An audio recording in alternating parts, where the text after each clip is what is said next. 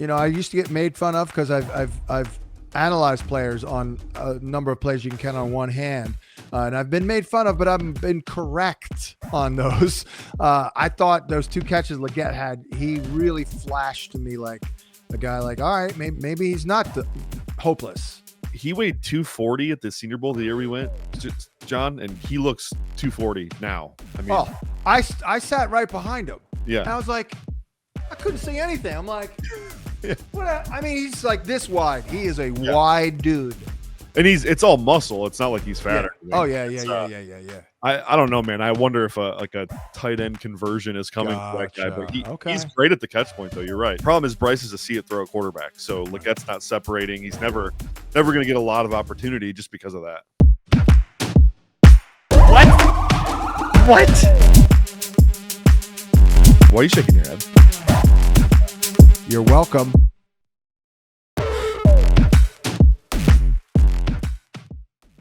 What's going on? Welcome to the Week 6 edition of Matchup Points here at fantasypoints.com. I'm John Hanson. We've got two fields ready to go, Graham Barfield and Brett Whitefield, and I'm sure they're doing well. We'll hear from them in a moment, and we'll get into it. We do have the bye weeks here, but let's not linger, and let's dive right into it. And we start with, of course, the Thursday football game, the Eagles at the Giants. Brett, I'll go to you here with Barkley and the running game. Like, hey, my number one takeaway on Barkley was, dude's falling flat. He's not even coming close to that 1,500-yard mark. Not even close. And that's correct. But it's gotten a little out of hand here. I mean, this is pretty ridiculous. I did some digging in here, and I looked at all those man gap scheme runs from last year. 60% of the carries. He crushed. This year, they're terrible at those. They're only doing it 25% of the time, yet the Giants are still horrible against those man gap concepts. So, I mean, don't you think that's a coaching point? Like, we got to figure out a way to get Barkley the ball in these concepts. Yeah, I for sure. I mean, you would like to see them try that theory this week for sure. I think it extends, though, to the offensive line. Mekhi Becton, I think we didn't make enough of that leaving for the Chargers. And then you've got a banged-up Dickerson, you got a banged-up Lane Johnson. And those guys they're people movers. But when you're banged up, you don't have the same oomph. Right. You know what I mean?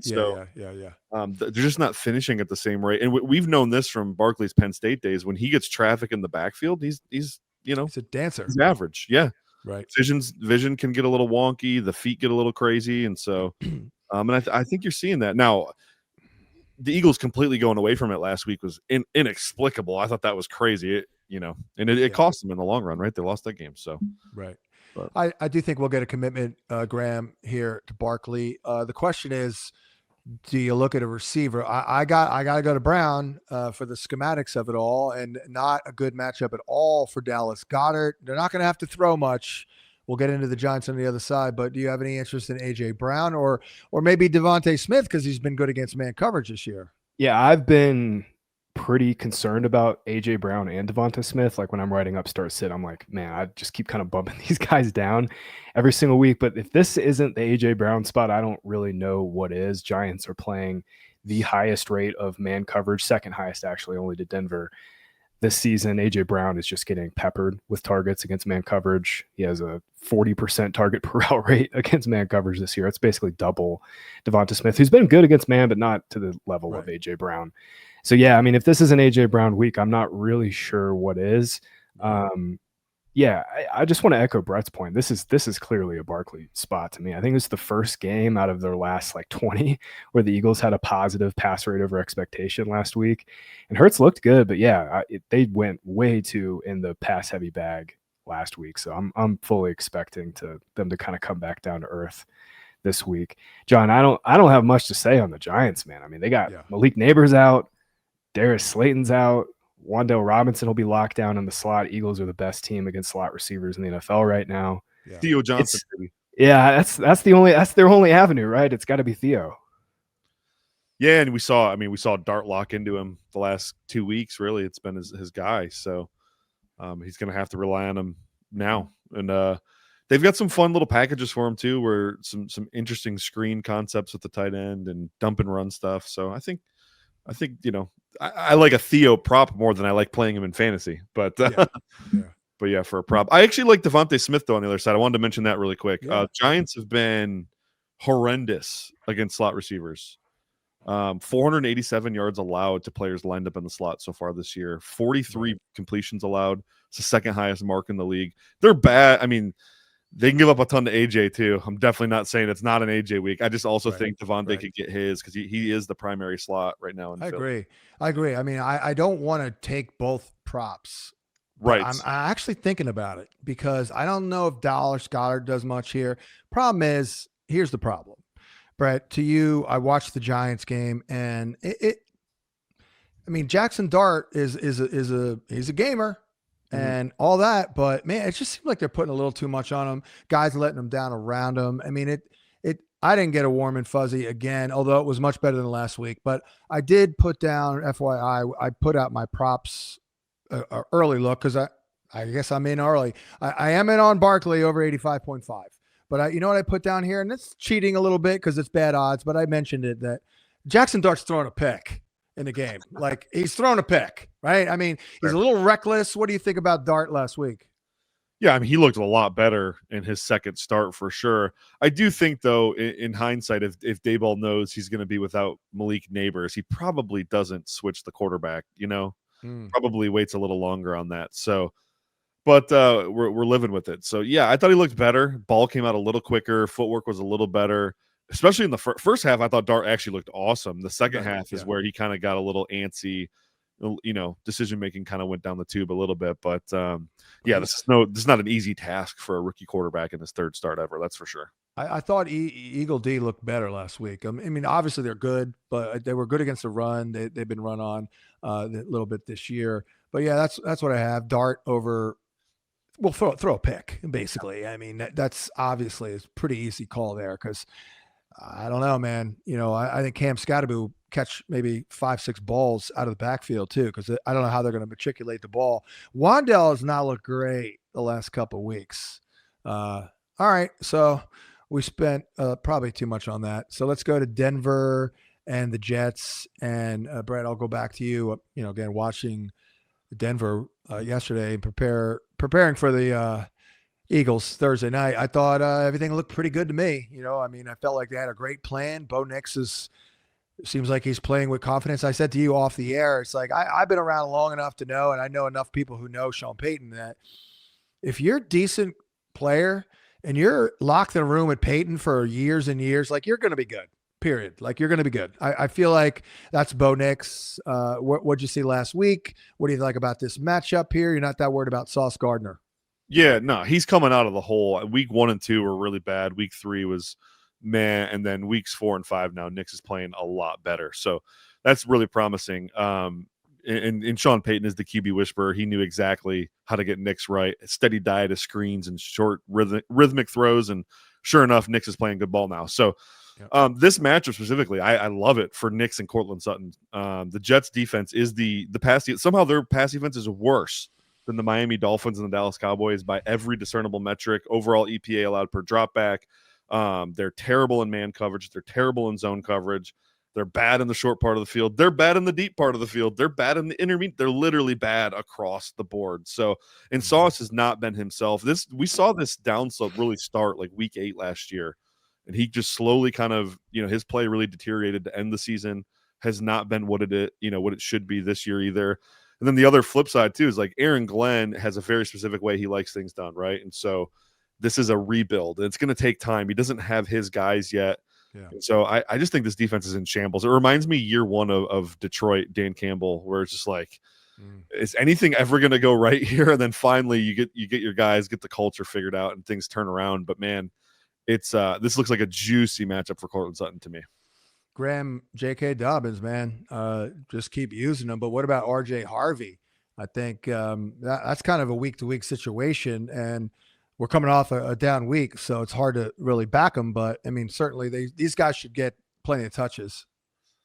Yeah, I'm not feeling it with Harvey. I think this is going to be an L for me. I took Harvey in a bunch of leagues this year just thinking like, hey, talented second-round rookie, popped in yards created. Like, no, it's all J.K. Dobbins. Dude looks incredible. He's back to being a top 10 running back by talent in the NFL, and he's already behind a great offensive line. I think we saw that Bengals game in week 4 was a little bit of like a rug pull. It's like they're smashing Cincinnati. Let's get the rookie some reps. Went back to full J.K. Dobbins workhorse workload last week. They're also playing Tyler Bidet quite a bit in the passing game, which is really annoying. That's like the pet project. Especially in 2-minute drill too. It's gross, man. I just keep bumping Harvey down the rest of season ranks, keep bumping Dobbins up. And like Brett was saying, I mean, the Jets, they've been okay against the run, but Broncos should be able to kind of move the ball at will against the secondary. And Dobbins should have another really nice game. I'm afraid of Justin Fields in this spot. We've been kind of riding the lightning with Fields a little bit in garbage time. Broncos defense hasn't been as sharp this year, Brett, but like this is still a pretty scary matchup for them, right? Yeah, and I think they're going to trend up too. The Broncos defense, their pass rush is gross. It's like Nick Bonito's the best pass rusher in the NFL right now. He's awesome. I think him or Myles Garrett. Yeah, I mean the metrics are definitely there. I think it's probably him, Hutch, or Parsons, other than Garrett. But they Hutch is coming on too. Yeah, Hutch coming on, but they scheme it up so good for Bonito too. They get him a lot of free, like non-blocked looks, which is excellent. But yeah, this defense is trending up, man. Surtain, he's still doing the holding thing a lot, but they don't give up anything, man. And I think they're only going to tighten up as the season goes on. So, Graham, do you look at the schematic matchup at least for Fields, man coverage heavy team? Yeah, that's his one out. Is the Broncos are number one in man coverage, I think at 44%. So, corners are going to have their backs turned. Fields will be able to get some scrambling lanes. I'm just afraid that he's going to take a ton of sacks. He's just holding the ball. Yeah. It's the same thing with Fields. He's just holding the ball too long. I mean, he made the Dallas pass rush look pretty good last week, which is impressive. Garrett Wilson is also crushing, man. So that'll be a pretty fascinating matchup. Yeah. I don't think Surtain is going to stop Garrett Wilson. He'll probably catch like 6 balls for like 57, something like that. And, tread water at least. How about Mason Taylor, Graham? Back to you. I have been a little bit of a tight end whisperer. Actually, that is my best position, decade long wise. By the way, and I feel bad because I didn't. Mason Taylor didn't play a lot in college. I felt like I'm just going to reserve judgment. Well, guess what? I've seen 2 games. He's in my top 12. Right now for Dynasty. I've already seen enough of Mason Taylor. I don't know who the quarterback's going to be. What do you think? Is that too strong? I think he's a QB. I don't see any reason why he will not continue to put up elite numbers. He's not going to go off every week, but I mean, he's in. I loved Mason Taylor. I loved him in best ball this year. I was drafting him pretty much every time as my tight end 3 in the 180s. He was blocked by a bunch of great receivers at LSU, BTJ, Malik Neighbors, Kayshon Boutte. He still led this team, led LSU in terms of receptions, yards by a tight end all time. And he did it well before he turned 21. He's 21 now. Right. And then, you mentioned the usage this season. I mean, over the last 3 weeks, only Jake Ferguson and Trey McBride have a higher target share among tight ends than Taylor at 23%. And he's just playing a ton. He's been over 80% of the routes in 3 of his 5 games, just hit a season high last week. I just moved Taylor into the top 12 rest of season tight ends for this season, and I'm with you. I think he should be going like tight end 10 in Dynasty. I mean, he's just so young, and I'm 100% with you that he seems like he's kind of a quarterback proof guy in that he's just destroying zone coverages. Yeah. And as my friend of mine brought up, it's Zach Taylor's sister's his mom. So he's got genetics on freaking both sides of the equation over there.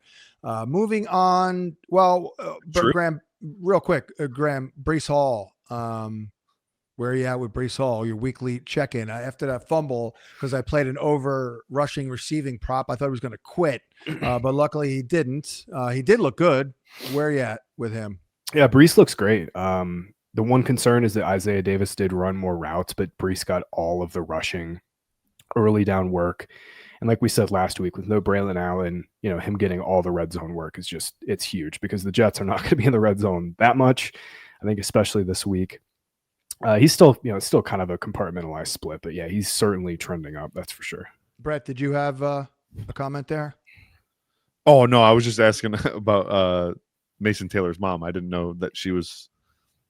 Did you say Zach Thomas's sister? Yeah. Really? I didn't know that. That's Oh crazy. yeah, I remember when they met. I was doing this deal, and Jason Taylor, Zach Thomas, teammates. Jason Taylor met Zach Thomas's sister through that, Wow. and boom. And there's they Mason. produced- Okay. There's Mason. Yeah. I mean, that's like that's like my career in a lifetime over here. Before his freaking he existed, I was doing this. But yeah, absolutely. That was kind of a big deal, But let's move on to the Rams and the Ravens. Brett, do we just take off like the Ravens are on a bye this week? That might be my advice. Like proceed as if this is a bye week for the Ravens. I don't see much hope. I don't see much hope here in Baltimore. Maybe they go Snoop Menace. Maybe that helps, quite frankly.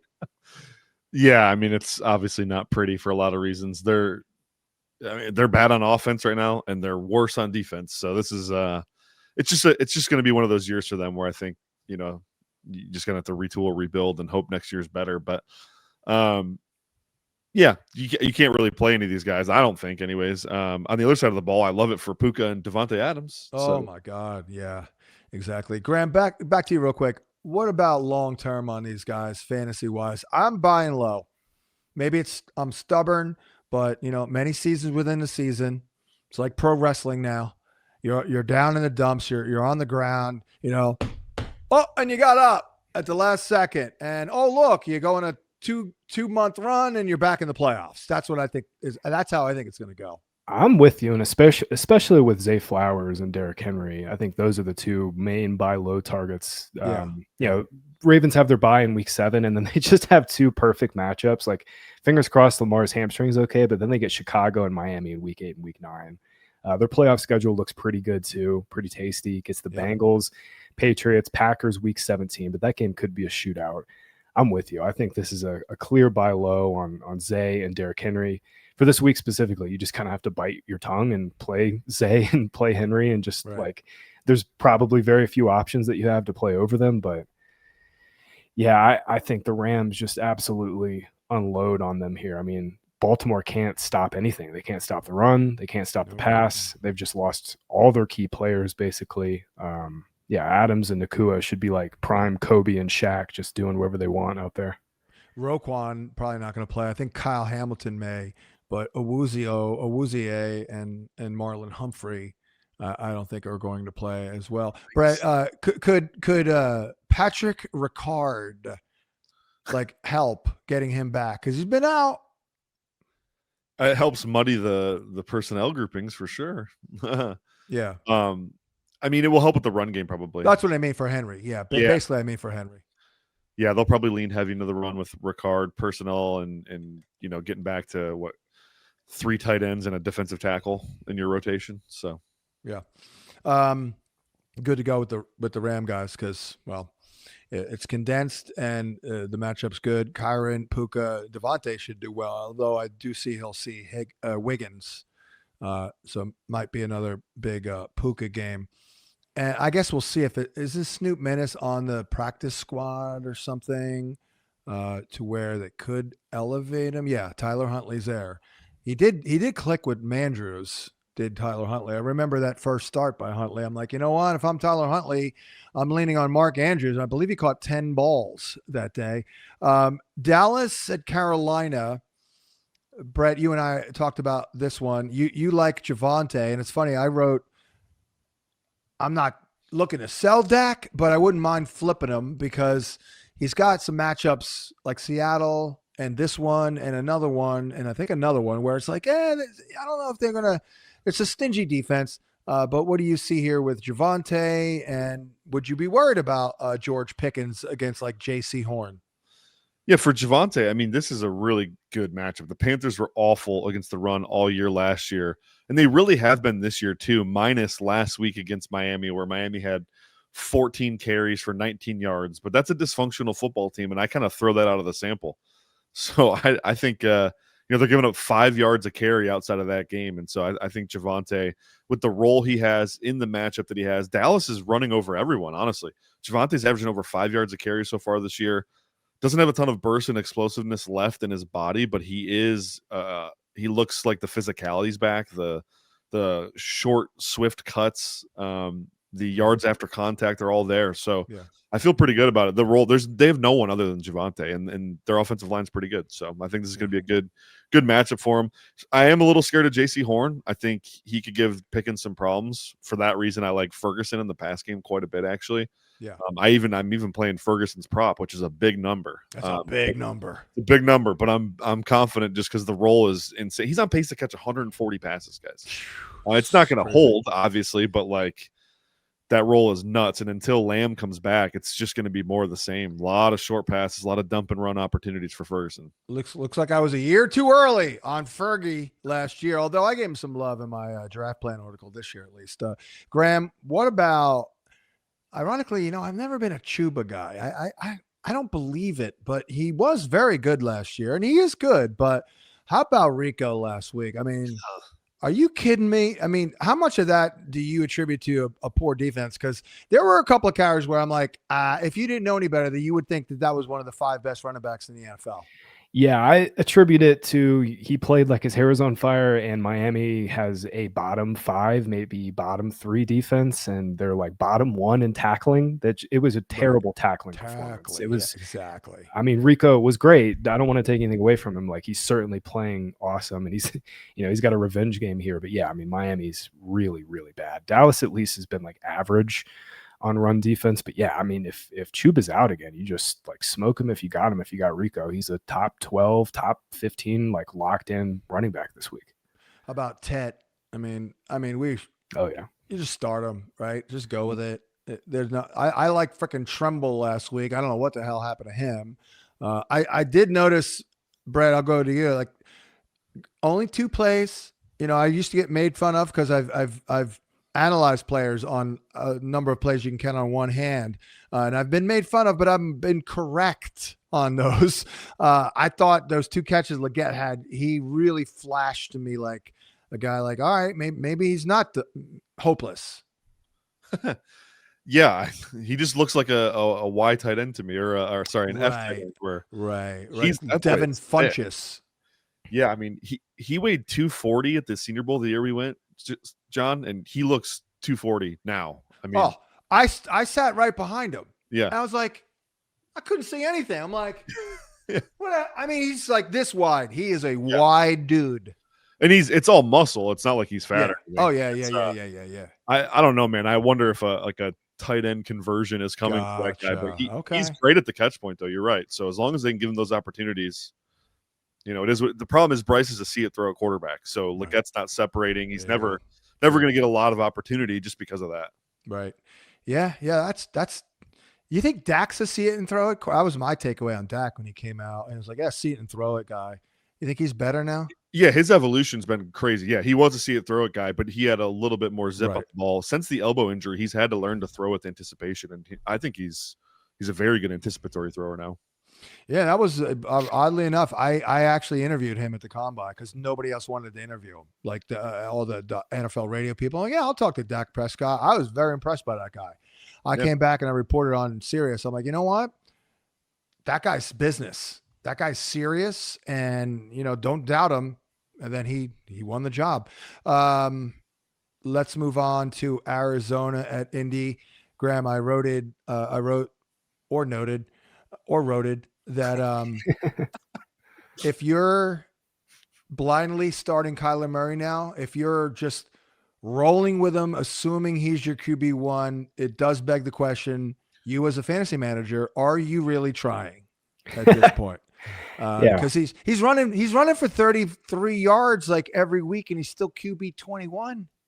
Yeah, that's the thing with Kyler, man. He has no ceiling. Like, his floor is good, but no ceiling for one quarterback leagues.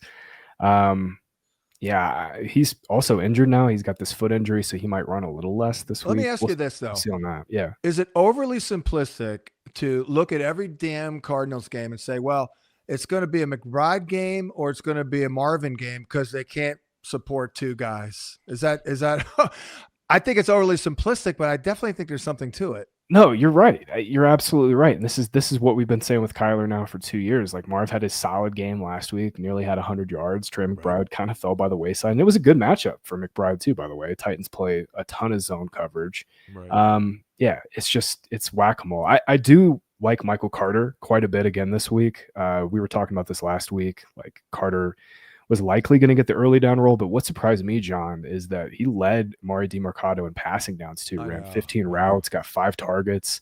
So there's a much higher floor here too, and you can run on the Colts. Colts are like bottom 10 in yards per carry allowed, so pretty good spot for Carter.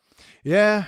I honestly, I didn't know that they'd produce something that fruitful. I was like more like, yeah, can I just avoid this backfield? But that probably was not a good call. I mean, I actually interviewed Carter the year of COVID. I liked him. He was a nice kid.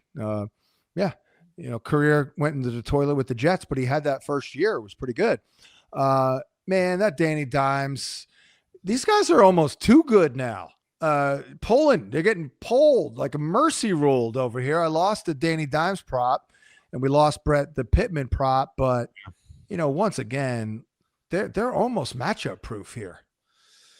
Yeah, as long as they can get into a competitive game script. Well, I know. It's like, yeah. They have the highest smoking margin of victory in the NFL right now. I mean, we don't want to start rooting for indie cult defenders to go down because, that's mean. It is mean. Yeah, I mean, they seem matchup proof for sure. Cardinals don't like. Is Gannon gonna make it through this season, guys? I don't think so. After this whole sideline thing of him. Oh yeah. DiMercato and he got fined. Like that never happens. Well, yeah, he's struck. They're in year 3 of this rebuild, and they like. What are we doing with Drew Petzing? Like, come on. I mean, not again. I'm sorry, but Drew Petzing. If you look at him, if you ask me, like, look at that guy, tell me if he's good. I'm like, he's not good. That's a 7th grade math teacher. I mean, Petzing is I like his run game, but his passing game just leaves a lot to be desired. That's been the case for him for. Wasn't he a run game coordinator before he was an offensive coordinator? Yeah, he's a one-dimensional guy. Yeah. Yeah, I'm with you, Brett. I think, I mean, you're in year 3 of this rebuild, like, and you guys have not really improved at all in these 3 years. Kyler has not improved since his rookie season. It's coaching.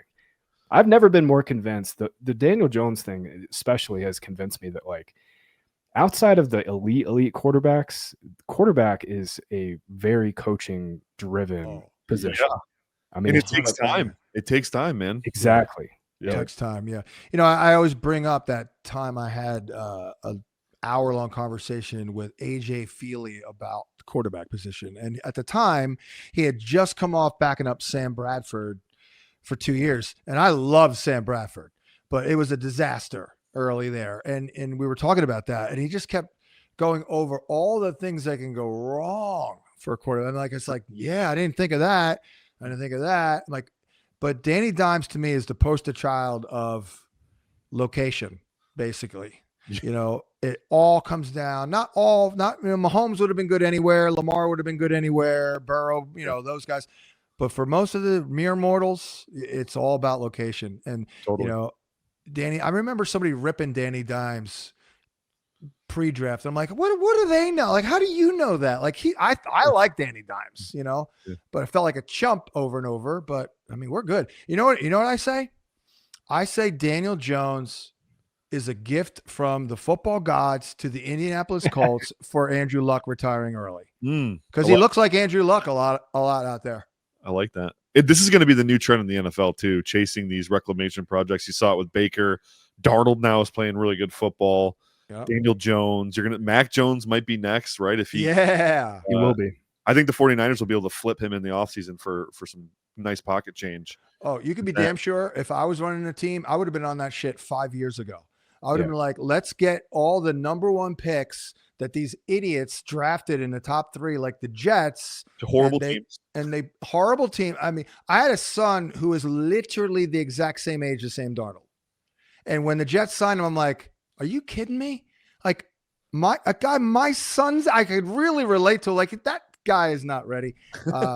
Anywho, anything else, Graham, from a Colt receiver perspective, because here we go again with Alec Pierce back, and it's great for Daniel Jones, but it is tough to differentiate 4 ballers at receiver, basically. Yeah, another good matchup for Pittman. Cardinals giving up, I think it's the 7th most yards per game to outside wide receivers. But like Brett was saying, I mean, can the Cardinals keep this game close? Because if they can't, it's just going to be JT hammers in the second half. Yeah. And by the way, JT, Brett, doesn't he look like exactly the same guy from like 5 years ago? Yeah. Was it 21? He led the league in rushing. Yeah, he looks like that guy. I mean, that's a throwback guy right there. He did last year too, to be honest. He had the injury early in the season that. Yeah, and the offense was so bad. Yeah. Right. I mean, he was RB7 in among Skank at quarterback and in the passing attack. Seattle at Jacksonville, not 6. It'll maybe be a little less. Let's get into it. Brett, I saw you waxing poetic about one Samuel Darnold. I kind of knew he would be all right, because isn't it the same offense in Minnesota? What are you seeing here from Sam? Yeah, Kubiak's offense is very similar to Kevin O'Connell. The origins of those 2 offenses are the same, right? So a little bit differences, but the nomenclature is mostly the same, which is the biggest thing we were worried about. Yeah, he looks great. And the thing that is really changed for him, for me, is the negative plays are just not there. Right. Last year, he was throwing the ball very well, getting through progressions. I mean, you watched every Vikings game, John. You saw it. But then just the boneheaded plays popped up too often. We charted him with the most sacks taken that were his fault last year, by a lot, by the way. The fumbles, the interceptions. Well, none of that's happening now. He hasn't taken a single sack this year that we've charted as him being at fault for. He's had 2 games now where he hasn't taken a single sack. The turnovers are down. The inaccurate throw rate is down. Like everything in every metric too. Look at clean pocket, which is the stickiest metric we have. His clean pocket passer rating is extremely high. His third down passer rating is extremely high. Like this dude is balling right now. I think he's definitely on that Baker, plan where it's like this. Right. He's a reclamation project that's worked, and Seattle's got to be thrilled that they swapped Geno for him and got draft compensation for it, basically, because that's like a Ponzi scheme right there. So I love what I've seen from Darnold. I just want them to unleash him a little bit more, right? We finally saw 34 dropbacks this past game. He looked great. Cup, got in the mix. JSN still produced. Love that. This Jaguars defense will be a really good test for them, because this is probably the best defense they've played this year. I'm not sure. I think JSN still has a really nice day, because Jaguars give up a lot to outside wide receivers. Sure about Cup, though. I think Cup might get locked down here. Tyson Campbell out there. Good matchup for JSN. But I thought your call of Cooper Kupp last week was a great call, quite frankly. 6 grabs for 59. He caught that 24-yarder early in the game. I'm like, oh, there it is. He was 4 for 41 after 2 drives. I was like, yes, we did it. And then he kind of slowed down, but it's all right. But I think what the missing element is a second guy. Mm-hmm. You know what I mean? Like weekly, week in, week out. There isn't one yet. I don't think it'll be Elijah Arroyo, but that would be nice. But Graham, how annoying is this backfield? I mean, this has got to stop here, guys. Like, I mean, we can't do this anymore. Like running Ken Walker, pull him in the goal, and rarely use him in the passing attack. It's like it's like they're physically trying to even the fantasy production in the backfield, which I know when they're not. But how annoying is that? Yeah, it's going to keep happening too. I mean, this coaching staff just loves, Charbonnet in the short yardage situations this year. I mean, it's been heavy Charbonnet near the goal line. I still think Walker ends up with more touches overall in their games played, but I mean, inside the 10 this season, John, I mean, it's been like pretty much all Charbonnet, which is so annoying. 14 snaps inside the 10 to Walker's 5, which is just pathetic. This is it. I mean, we're going to be looking at Walker as like a low end RB2 for the rest of the season. I have to say, the year they drafted Charbonnet, I was not a Walker guy, and my thought was they got him to be downhill in short yardage. Yeah, I mean, Walker does dance a little bit too much, but I think he's gotten some of that out a little bit this year. Charbonnet is just strictly a north-south guy. To Brett's point, this is like an awesome spot for JSN. Jags once again just getting waxed by outside wide receivers, giving up the most yards per game to outside wide receivers. On the Jag side, my only note here is Travis Hunter did just play a season high in terms of his route share. He's obviously playing a lot on defense too, but if this were a spot for Hunter to get going a little bit, it would be here. Seahawks giving up the 5th most yards per game to slot receivers. Devon Witherspoon is also hurt. Yeah. Helps him a little bit. He's also been the most productive Jags receiver against zone coverage this season. Seahawks are predominantly playing zone. I don't know if I have the stones to write up Travis Hunter as a start this week in my article, but this is objectively one of the best matchups he's had this season. I did play his prop, believe it or not. And he got there on the one big play. Yes, he did. But on the TV show that Monday, my Monday Night Special was Hunter at 60 yards at plus 437. I saw that. Nice. And I thought he would be a lot more involved, quite frankly. I was sniffing a big play for sure. But he actually only got 3 targets. But no Brenton Strange is pretty big. Brett, do you think Brenton Strange's absence could actually help Michael Thomas or Brian Thomas? Ooh, I don't know. I think Thomas's issues are Brian Thomas's issues mostly. And not Lawrence? So yeah, some Lawrence for sure. But Thomas, I think we've noted a few times, and Graham probably watches him closer than anyone, but he just doesn't look the same to me at all. The route running is not as crispy. I don't know what is injured on his body, but he's definitely injured. So yeah, Graham, I don't know. Maybe it's just his head's out of it. You know what I mean? That sometimes I don't know. I'm with Brett. I think there's probably some sort of unknown physical issue because he's just not the same player. The explosiveness off the line of scrimmage is not there. Run after catch has been okay. I mean, he was a demon after the catch. I was calling him a Julio clone, and he is just not that right now, like at all. And then Bashal Tootin real quick. I mean, so much for that, right? Like guys drift in and out of relevancy. Like Travis Etienne is balling, balling out. They're like, unless Etienne gets hurt. I mean, he had some just nasty cuts, like looked like second year Travis Etienne. Once again, just some nasty cuts last weekend. He's not losing this job.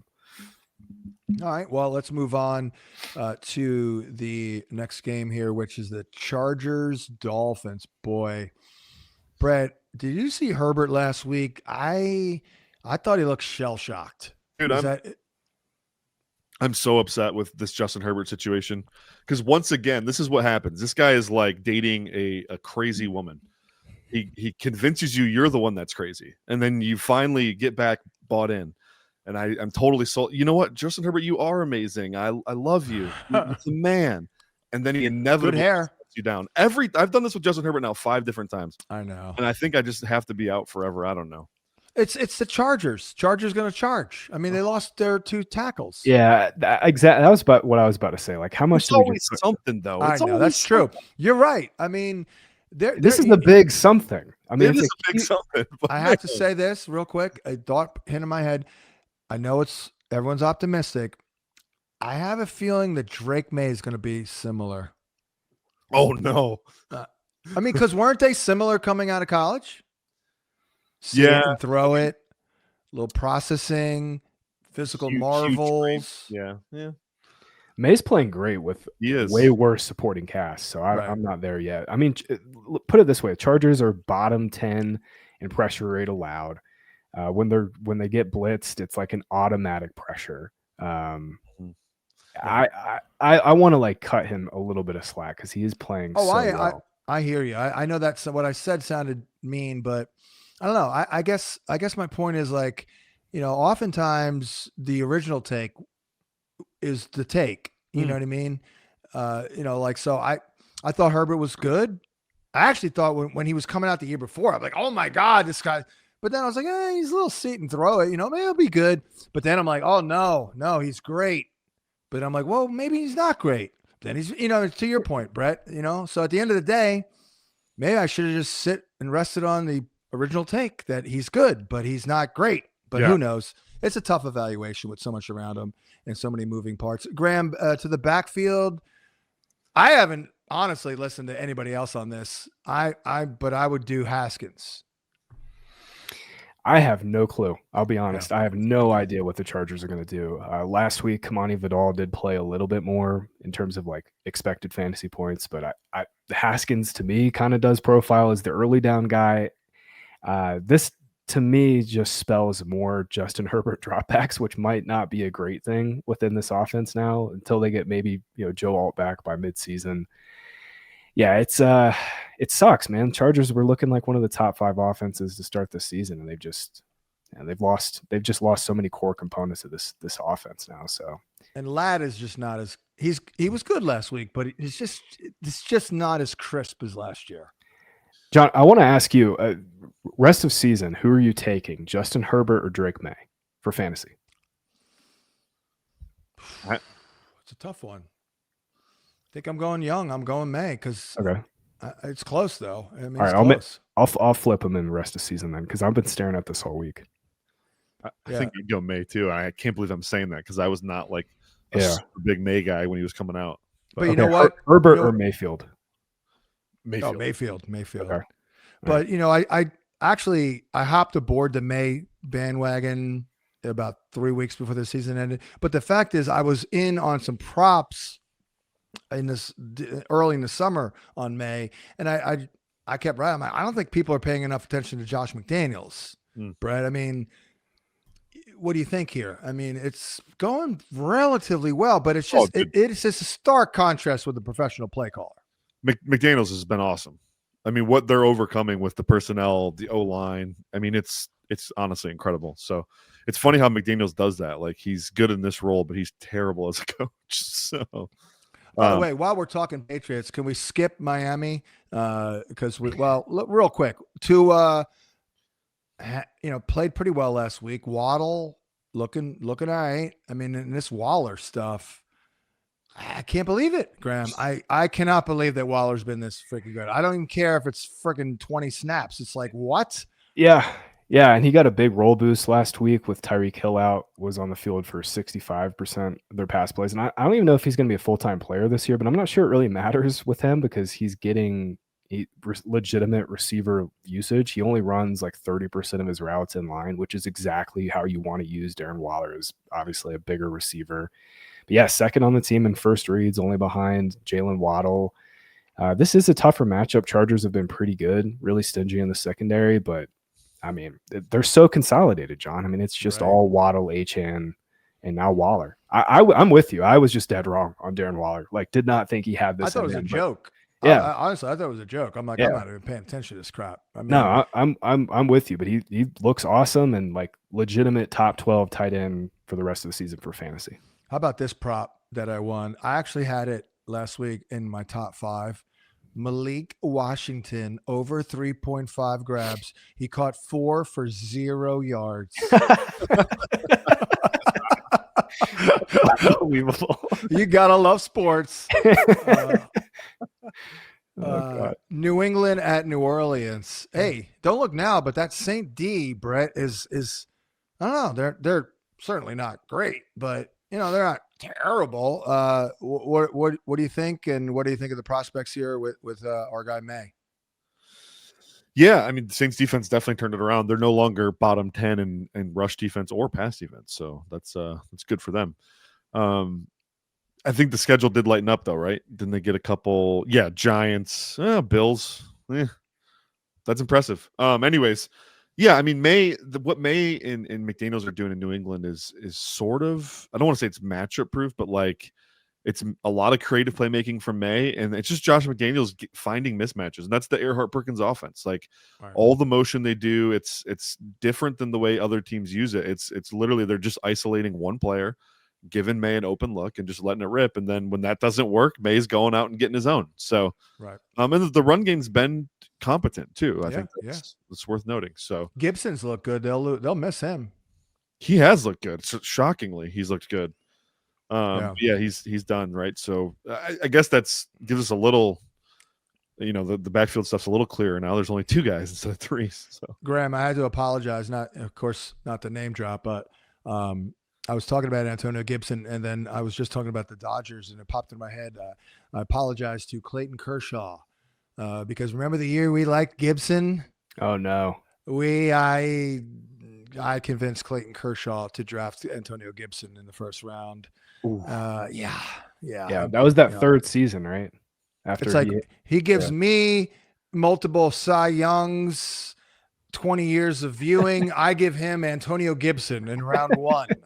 But it's unfortunate. Anything on New England real quick? Hunter Henry, perhaps? Yeah, I wanted just to give Stephon Diggs some love real quick. Yeah. Like he Oh, was yeah. unbelievably good. This Incredible. is like Buffalo Bill Stephon Diggs. Like I did not think he had this left in the tank.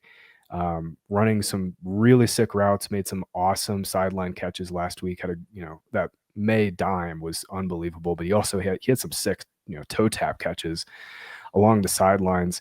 He's running way more routes out of the slot this season, and I think that's interesting for this week because the Saints have been very good against slot receivers, giving up the fewest yards per game inside. So kind of a strength on strength matchup here, but I mean, they're just doing so much to design work for Diggs, get him, kind of in space, moving.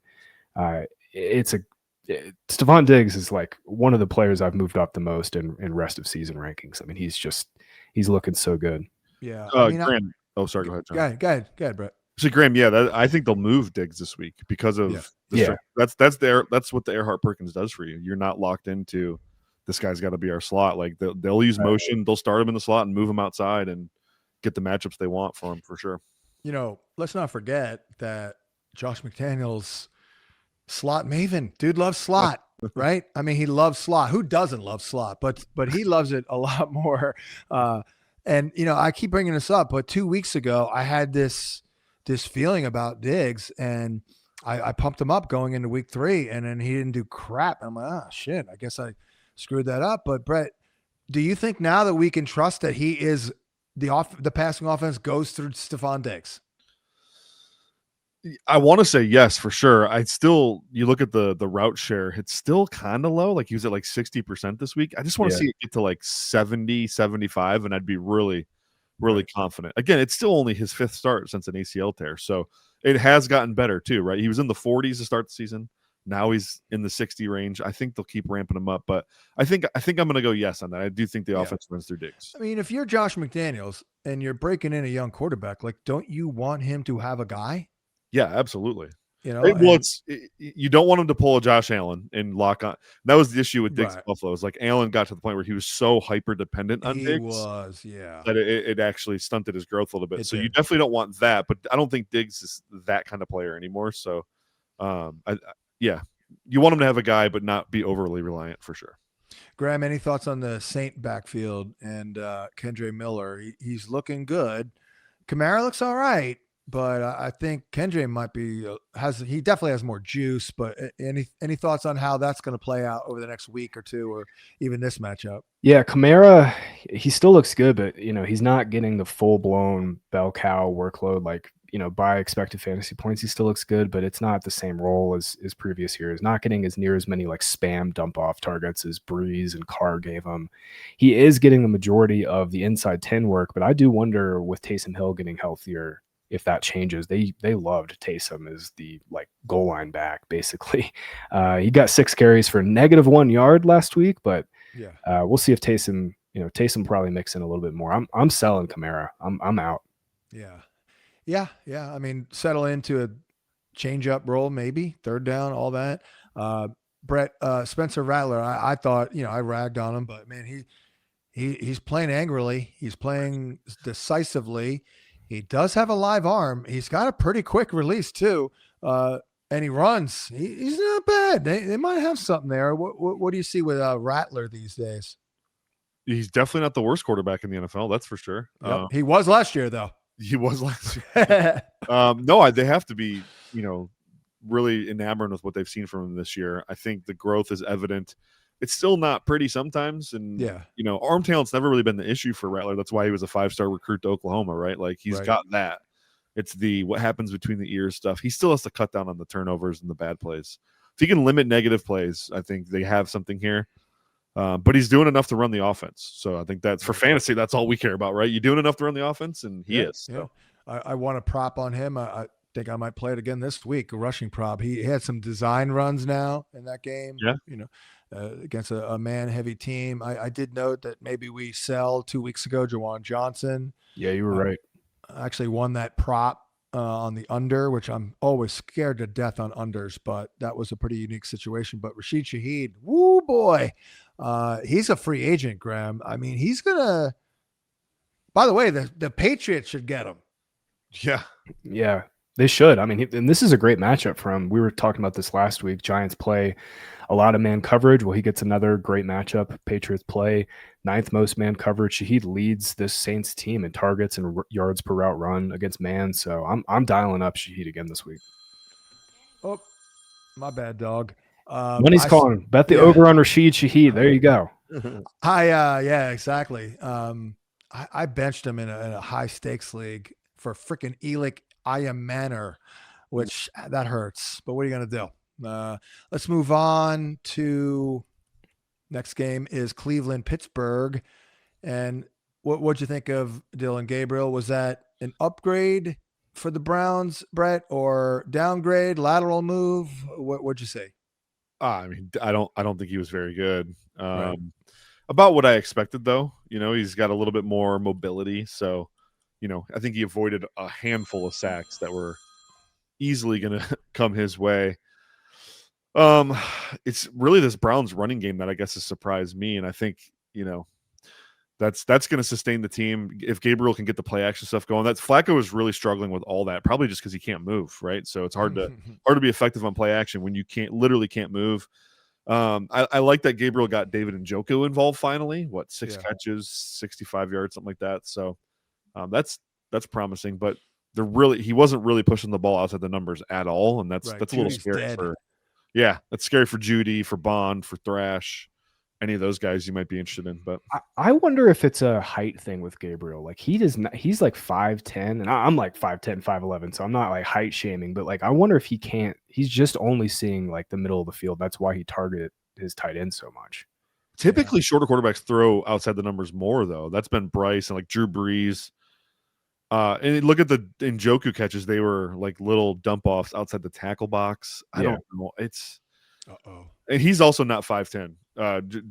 John witnessed me have a conversation with him. I'm 5'10", and I was towering over him. So really? Yeah. I mean, wow. I had to stop and look because I'm like, who's that? Oh, is that Dylan Gabriel? Oh my God, it looks 12. Yeah. I mean, I hate to say it, but you know, but again, I give him credit. Kid's got a lot of moxie. Yeah.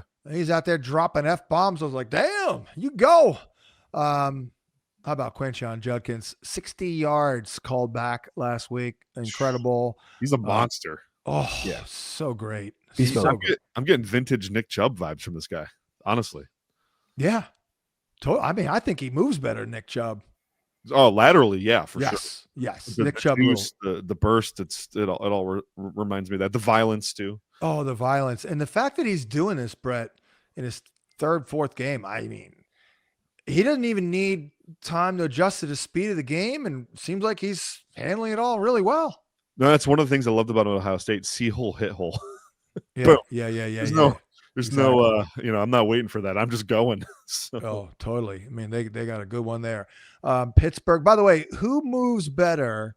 Who's more elusive, Joe Flacco or Aaron Rodgers? Well, Rodgers now. Rodgers right really? now. Sure. Yeah. Rodgers has loosened up. The first 2 games were bad, but like you can see him moving a little bit more. Okay. He actually had a throw on the run before their bye week that was nasty. Yeah. All right. The throw of week 4, and it was on the run. So all right. Well, then I like. I certainly like DK here. Yeah, it's hard not to. I was looking into the man zone splits, researching the show this morning, and weirdly, DK Metcalf has been terrible against man coverage this year, and that's like not at all the signal. Like his career splits man zone have been massive. He's been there. Awesome. What's that, Brett? It's got to be a Rodgers thing, just not willing to cut it. Maybe some of that. Yeah, DK's targets per route run. Oh, yeah, good call. Yeah, maybe 14% target per route run rate against man. He's doubled that against zone. So, yeah, maybe they took the buy to get that right. Maybe if week that's one the case, then Metcalf is going to lose his mind because the Browns play a ton of man coverage. Yeah. Right. I think I'm leaning that way. Wasn't week 1 Sauce? I know Sauce isn't Sauce. Wasn't week 3? Was Gonzalez there in week 3? No, he was hurt still. Okay, but week 4 was Isaiah Rodgers, but of course he went off in week 4. Yeah, he just had the one big play though. It was just the 180 yarder, and that was kind of it. Yeah, I mean, I'm not studying it, but I've seen enough of DK where I He looks great. Like he looks fine. Yeah. Yeah. And clearly Rodgers, that's his guy because our guy Calvin Austin can't stay healthy.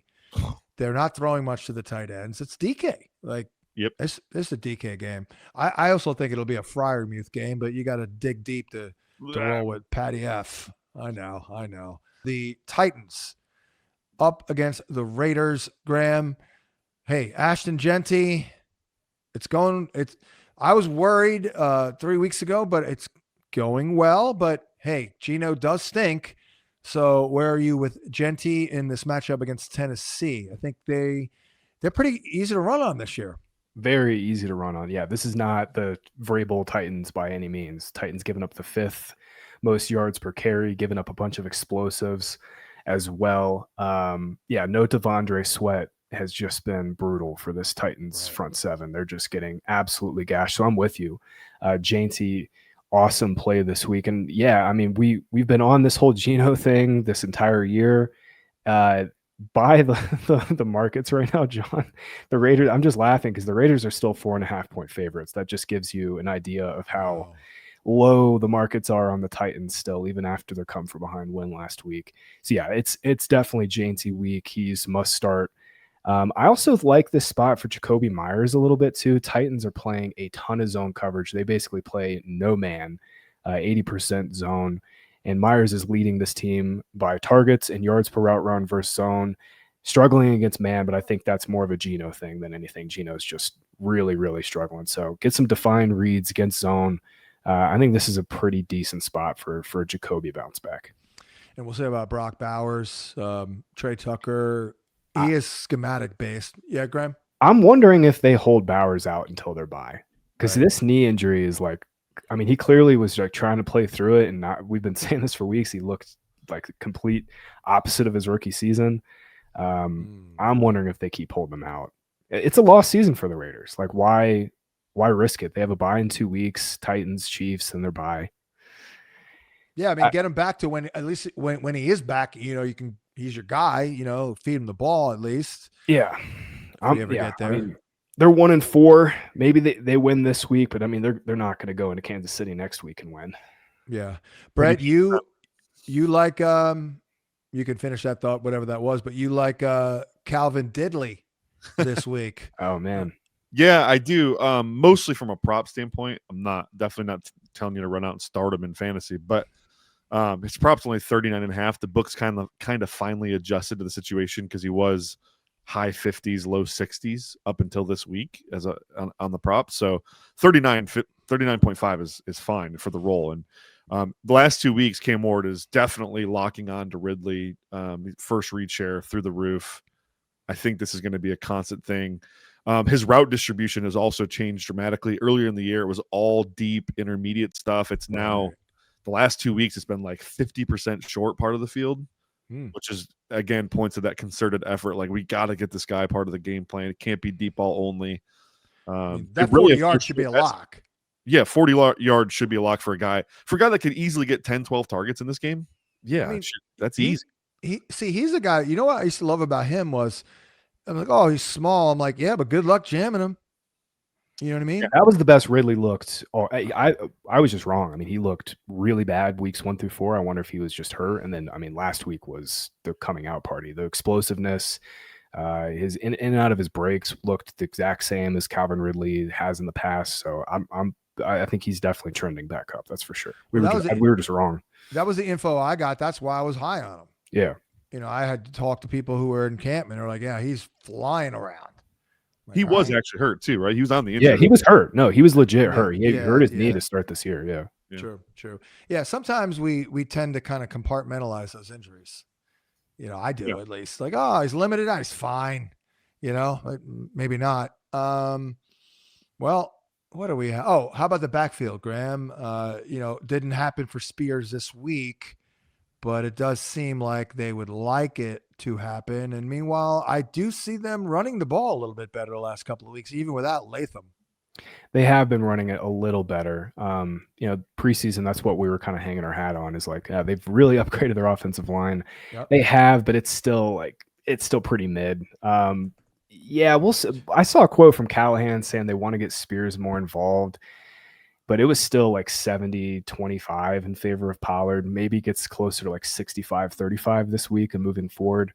But yeah, Pollard still looks pretty good as like an RB2 flex play. Yeah, could do worse. I'd like to get a little bit more in the passing game, but he caught 3 balls for 11. I guess that's a win. We'll take that little extra 4 points. Well, next up, it's the Bengals and the Packers. And I was on the air when that news came down, so I had to offer up some real-time hashtag analysis, Brett.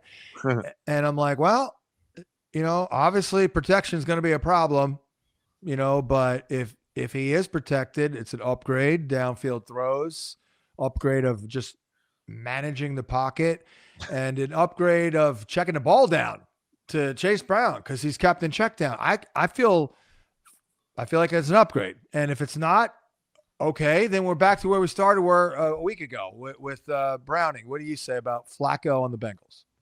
Yeah, there's elements of this where you definitely see a pathway to it being an upgrade. There's also elements where I'm like, this could be really bad. Like the Bengals O-line is so bad. Yeah. Pairing that with a guy who traditionally has held the ball for a long time and also can't move off of his spot effectively. Yeah. Like that's not a great combo. Also, you go in the data suite and look at like the throwing metrics, even like go back to 2023. Browning and Flacco are like eerily similar in catchable ball rate, accurate throw rate, ADOT. Very similar. The real only thing that Flacco does better is he's not going to turn the ball over as much as Browning, but he's still going to turn the ball over. Yeah, so yes, he is. But that first half with Browning was brutal, man. Oh, dude, it was really bad. That's what I'm saying. I'm watching this thinking this is really bad, and then okay, Flacco, all right, it's going to be a little better, probably for a month, then it'll fall off. But yeah, Graham, any insight, any thought there? I mean, this could help Chase Brown a little bit for a month, maybe. I think it helps Jamar Chase and T. Higgins more than it helps Chase Brown. I mean, the Bengals still can't block, like it's not just their protection. Their run blocking is really bad. They have the 3rd fastest second to time to pressure. They have the 7th worst pressure rate allowed over the last 4 weeks. Like pretty much only Joe Burrow could function within this offense right now and kind of cover up all the, problems they have blocking and with Zach Taylor. It's a bump up for Jamar Chase and T. Higgins for sure. I maybe for Chase Brown in the sense that he has a handful more of like touchdown opportunities. Yeah. At the end of the day, it's just the Bengals aren't going anywhere this year.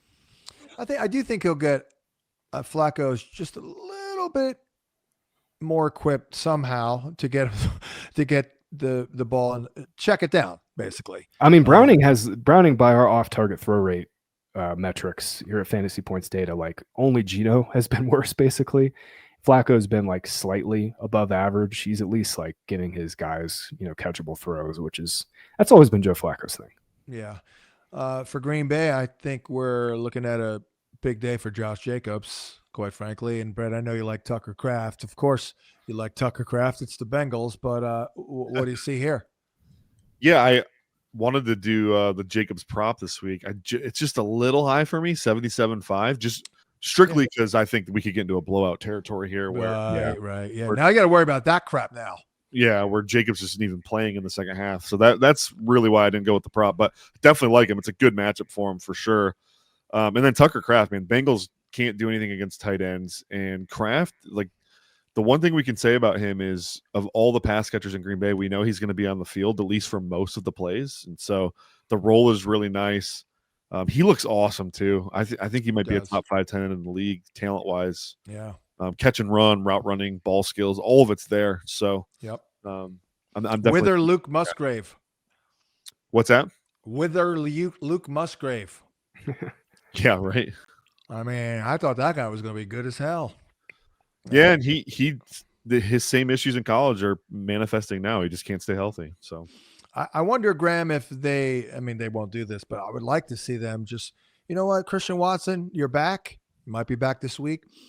Let's just start him, with Golden. I guess that probably won't happen, but I mean, that can't hurt, Graham, getting Christian Watson back because I saw some cutouts of him, and he looks like he's in pretty good shape right now. He's their most talented receiver. Yeah, my guess is that Watson's return kicks Wicks out, and they just kind of rotate through. Dobbs, as always, will lead them in routes, but they'll rotate Wicks and Watson. Obviously, LaFleur uses a ton of pre-snap motion to kind of get these guys on the move. But yeah, Watson will be back. It's just another feather in the cap for Jordan Love this week. I absolutely love him. Bengals are the third worst defense by passing fantasy points per game allowed. Only Dallas and Baltimore are giving up more, and they can't pressure the quarterback. Jets are the only team that are pressuring the quarterback at a lower rate than the Bengals right now. So, yeah, this is a full-on onslaught Packers week. I had on the site a shit ton of preseason props. There's a couple losers in there, but man, there's a lot of freaking winners. One of them was Jordan Love over 25.5 touchdown passes. Like, ooh, that's looking great. We're in. Like, unless there's an injury, because he'll probably get 3 in this one. I think at least 2. Then he'll be at 10, and then we're looking really good. Moving on to San Fran at Tampa. I mean, I don't think we need any more analysis on Tampa, do we?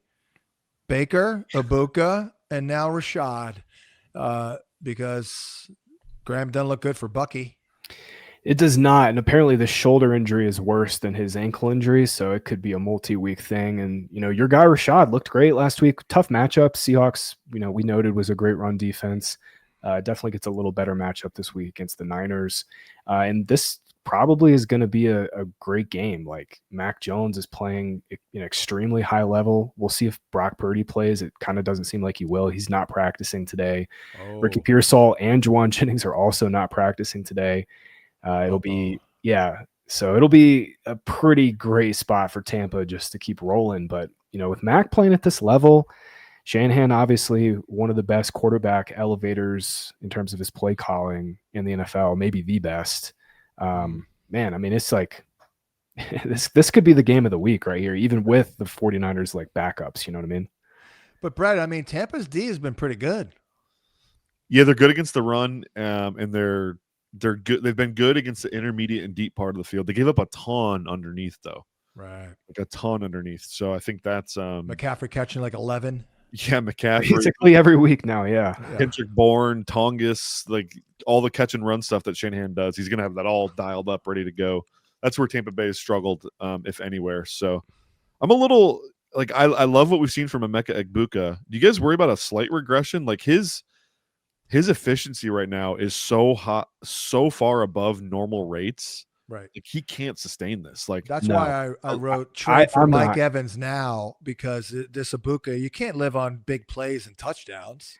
I'm not. Baker's playing at such a high level, and he's so willing to throw into tight windows. Like he's got a 13% touchdown rate though. That'll regress. But like he's still like the volume and everything has been locked in. It was locked in last week. Godwin was back to a full-time role, and he massively out-targeted him. Baker's got a 9% touchdown rate. Baker's got 9.5% touchdown rate. I was so wrong about Baker regressing this year. God. Like I was like, man, he can't sustain a 7% touchdown rate. He's up at 6% again this year. Like, in your defense, nobody knew that Grizzard was going to be the Shiat. Well, I mean, I read a quote from, I think it was Evans this offseason, like in July, where he's like, Grizzard knows this offense like the back of his hand. Yeah. And it's very clear. There's been basically no step back. For what it's worth, Baker has completely cut out the bad picks. Like he is, I mean, he's just playing at an all-time high level for Baker. I mean, he's crazy. That's why I'm not, like Egbuka's separation metrics aren't that great. Yeah. Like, okay, sure. But like Baker Mayfield is one of the very few quarterbacks we can actually rely on in fantasy right now. It's so much of a week-to-week game. Yep. Baker's like the one guy we can keep going back to. It's incredible. I mean, he just gets multiples every single week. How about Cade Otton back in the mix? That was a little surprising and a little bit of a buzzkill for Chris Godwin. But yeah, back to Rashad. Like I said all summer, I know he's boring, but I'm telling you, you're going to get a real nice RB5 or back of the depth, back of the roster. And if you could use him in a pinch, but if Bucky goes down, like they love him and he's going to be the guy. And that's the case. So, I mean, he's the RB1 probably. I haven't done rankings yet, but he probably is. this week. Yeah, I think he's back into RB1 this week, John, for sure. Yeah, and especially if it's a shootout. I mean, that's beautiful Yep. because Rashad will drop 25 in your ass in a shootout. Yep, much better matchup on the ground, and obviously he's going to get the dump offs. So. Oh yeah. The Lions, Brett, your Lions at Kansas City. I think this is a start 'em if you got 'em game. I think it will be higher scoring. We are expecting a big total. KC doesn't have a big rush. They are tough on the outside. What do you see here for your Lions? I see an Amon-Ra St. Brown catching like 14. Yeah, this is an Amon-Ra game. Chamari Connor stinks. Watching the Jacksonville game, the whole time I'm watching, I'm like, Amon-Ra is going to annihilate this dude like badly, right? And so that's my first take. I also think run game. This is gonna be Gibbs and Monty heavy. For one, they want to keep Mahomes off the field, even though that offense isn't super scary. I still think Dan's gonna play that smart. And in Kansas City, they low key have had one of the worst run defenses in the league. They're fourth worst in EPA allowed per run. They're giving up almost 5 yards a carry, 2.18 yards before contact. They just haven't really gotten to any game scripts where teams wanted to run the ball heavy against them. I think that's why we don't attack this matchup every week, but there's been a good matchup for running backs. So I think, Detroit's going to come in, they're going to establish business, and they're going to want to be physical. So I definitely feel Amon-Ra, and then the two backs. I like both of them. So playing both if you got them. Yeah, Dave Montgomery looks like the same guy every year. He's awesome, man. I wish Jahmyr Gibbs could have the feel in the pass game that Monty has.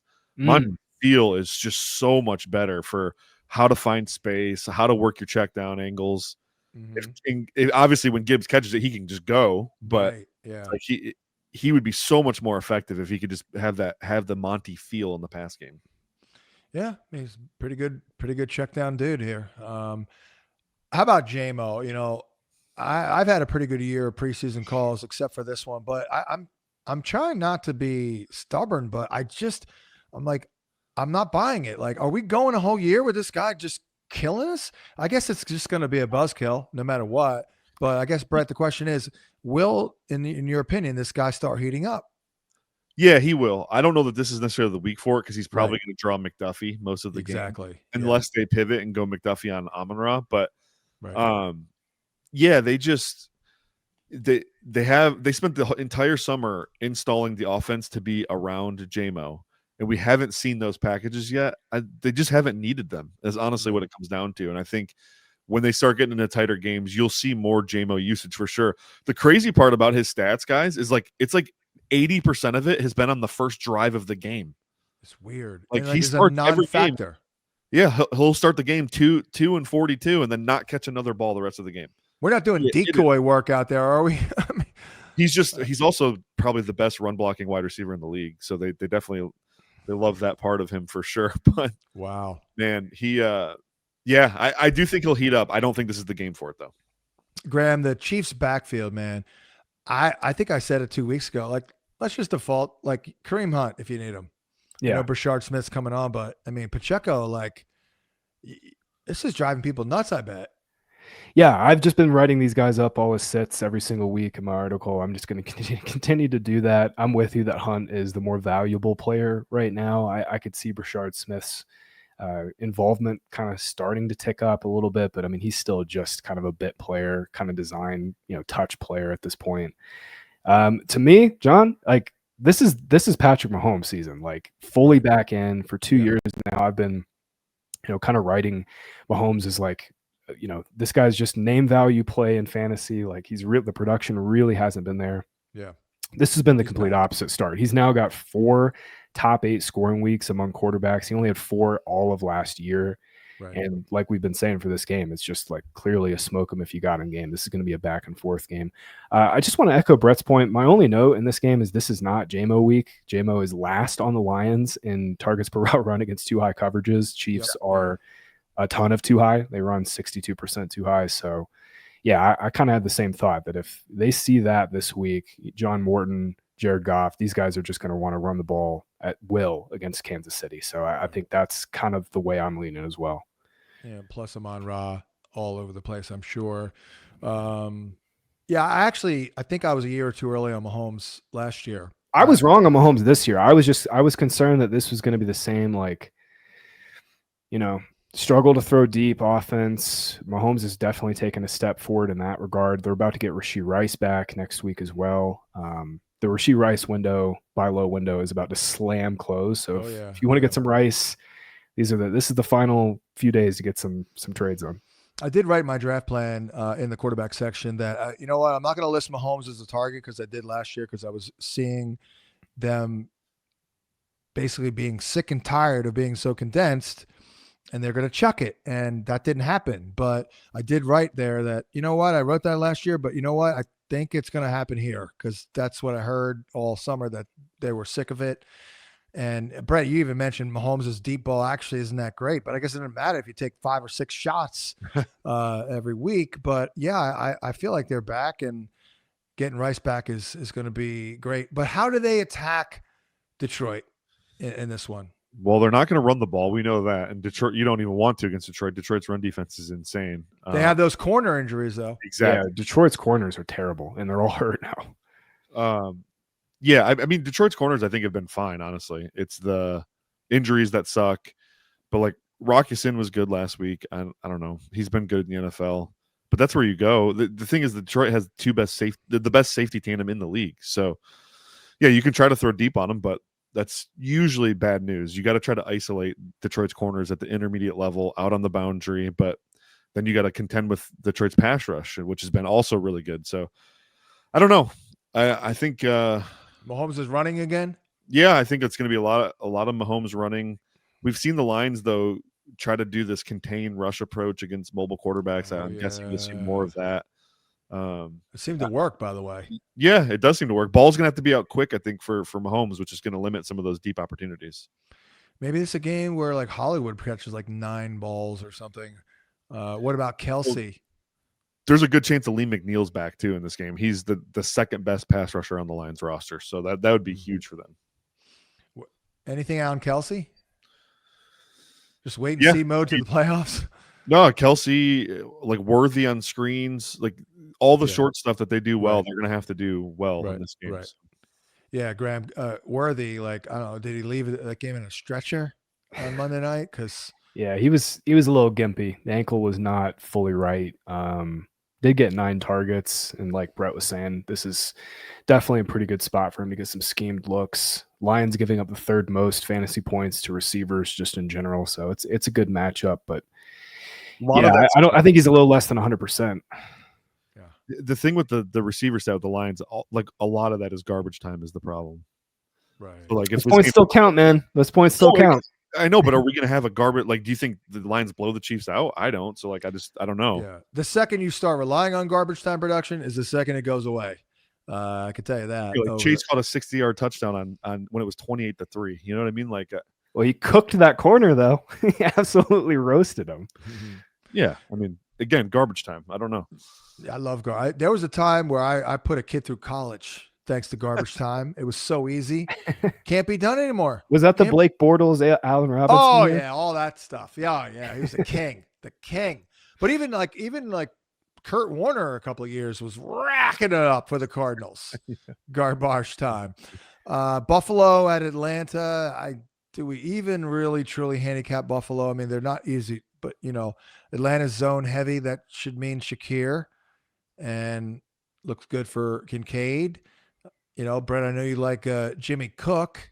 Yeah. What do you see in that matchup? Atlanta's been a decent run defense, but not a brick wall. Yeah, the efficiency numbers tell a better story. EPA allowed per run is really high for Atlanta, 4.64 yards per carry.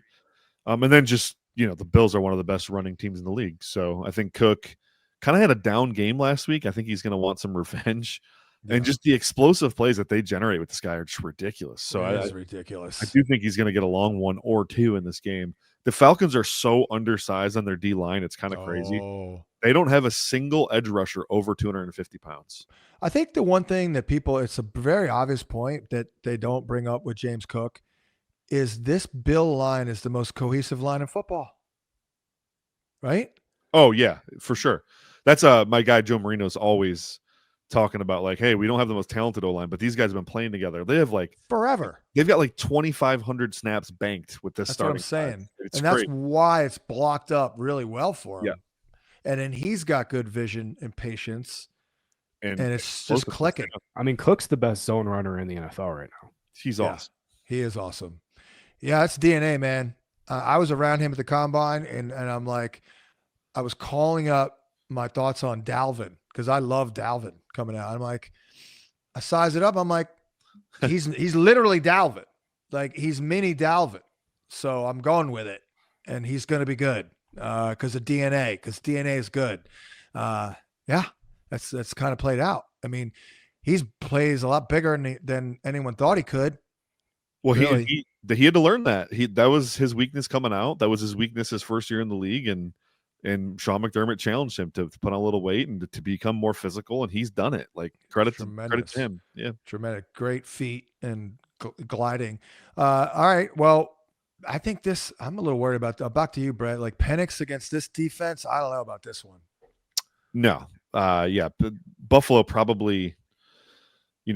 Combine their pass rush with their coverage unit, they might have the best pass defense in the league. I don't know. It's close, but they're one of the best anyways. And Penix, their disguise rate is really high. Penix does not do well with disguise coverages. The Bills also have linebackers that can cover too with Terrell Bernard, and Shaq Thompson apparently is good still. I don't know who freaking knew. So that's a thing, but yeah, I don't like Penix in this matchup at all. I don't like Drake London against Christian Benford, although Benford probably wishes he had a couple plays back this year.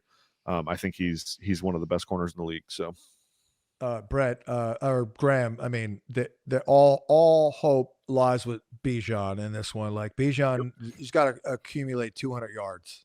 Yeah, no, I'm with you. And that's like the one thing with the Bills this year. They've not been great against the run, giving up the third most yards per carry. So yeah, I'm with you. They come out of the pie.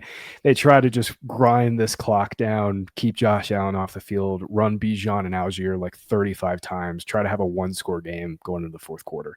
Right. I hate to say it, but Kyle Pitts has a bunch of really good matchups forthcoming. But Kyle Pitts has a bunch of good matchups coming, and he will go 3 catches for 33 yards in all of them. Probably will. And then when he gets a really difficult matchup, he'll go like 7 for 70 and a touchdown. Yeah. I'm done. I tried to articulate Mooney's value real quick. I'm like, look at him as a very poor man's Devontae Adams. Isn't that right, Brett? In that offense? Yeah, I mean, they don't throw to the third receiver like the Rams don't. That's true. Yeah, it is pretty. Tight end kind of stinks. I don't know why it's taken him so long to get going. But Mooney? Yeah, I really like him. He got hurt. True. Yeah, he got hurt in game like 2 weeks ago. I played the damn prop against Minnesota, so he could be. That's what I'm saying. I put him in the waiver wire. I'm like, look, all I'm saying is I know it's Darnell Mooney is boring, but how many starting receivers in a condensed passing attack with experience and still young are there? Not many. It's like I said, it's like a poor man Devontae Adams. Let's go to Chicago at the DC Commanders. I feel pretty good about DC. I mean, Graham, how about Bill? I mean, Bill's got it, right? I mean, this is it. I think he's taken over the backfield. Bill. Yeah, we were a little ahead on this one, calling the JCM breakout a couple weeks ago. It just took a couple weeks. They finally stopped messing around with Chris Rodriguez and Jeremy McNichols, and they just were like, okay, let's just let's see what we got with this. Let Bill cook. Yeah. Basically. And they did. And they should just continue to let it go, man. Like, live with some of the negative plays and let him, there's just way more positive plays than negative plays at this point. Looked pretty good in pass protection too.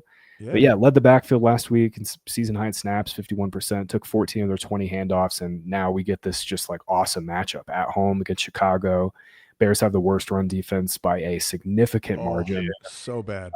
So yeah, I'm feeling it with JCM this week. That's for sure. Hey, Brett, I feel like this DC offense has been a little stagnant.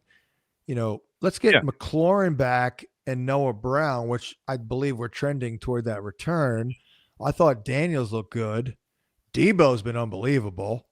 So I feel like the arrow is probably pointing up for DC. They might have a whole complete offense. Yeah, for sure. I mean, stagnant's a good way to describe it. They don't have any playmakers other than Debo, right? So Right. Yeah. get And they're asking Debo to make big plays. He's doing it, but I mean, you can't do that all year. yeah, for sure. Yeah, he's been his efficiency's been bad, but the volume has been great with him. So McLaurin should help the situation. I don't know, Right. it's going to hurt Debo's volume, but should help his efficiency. Right. The whole offense, though, I think you're right. It's trending up. This is a great week too, just to get it right. Bears defense is bad. JCM. I wanted to play his prop, John, on your show. Yeah. They're just not. There isn't one out yet because I think they're a little confused on what's going on there. Yeah. But yeah, I mean, and then somebody needs to give Dan Quinn like his flowers on this defense. They don't have any talent. They have a They're couple not bad. corners and an aging Bobby Wagner, and the defenses have been awesome. I mean, they're top 10 in EP allowed per pass play. Their run defense, after a really rough start, weeks 1 and 2, I think were really bad. Under 4 yards a carry since week 2. So I mean, they're trending up in general. I remember bringing it up in like week 1. I'm like, I kind of think they're good, but nothing really pointed to that data wise. But here we are. One of it, Marshawn Lattimore is kind of back. Yeah, he's been good. Sanders still like he's given up some catches, but he's so sticky that he's going to make a million plays on the ball too. So yeah. Anything else here for you, Graham, on the Bears side of the equation? I don't even know what to think. I mean, I guess everyone needs to use Rome Odunze and blindly at this point. Well, they do play a lot of man, so it's a Rome Odunze game, I think. Yeah, Rome is top 8 fantasy receiver rest of season. I mean, he's been Caleb's guy. He's been Johnson's guy, getting the majority of the first reads. And yeah, I mean, he's going to see, somewhat tough coverage this week. Like you guys just said, Lattimore is playing pretty high level, but I still think you can burn him. And yeah, Rome is just dominating targets, man and zone, but specifically against man coverages. He's got 45% target per route run rate.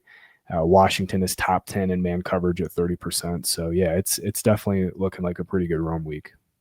By the way, on the other side, if Zach Ertz doesn't do it this week, then I think we're cutting him because I don't know what else is going on there.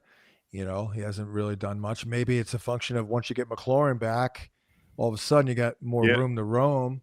And Noah Brown. They don't have anyone stretching the field right now. Right, exactly. So. Yeah. And last point, I hate to say it, but I just have a gut feeling that freaking DeAndre Swift, Graham, is going to probably do well.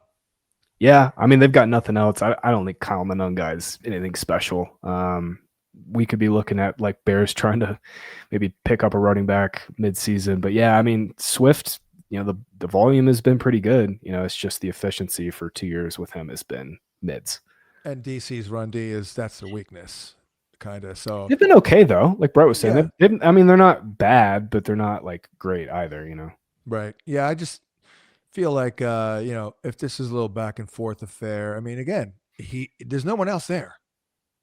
Catch 3-4 balls, 15 carries, kind of a deal. If he scores now all of a sudden he goes off. Then if that happens, go trade him. My one note on Ertz, you brought him up, is like this.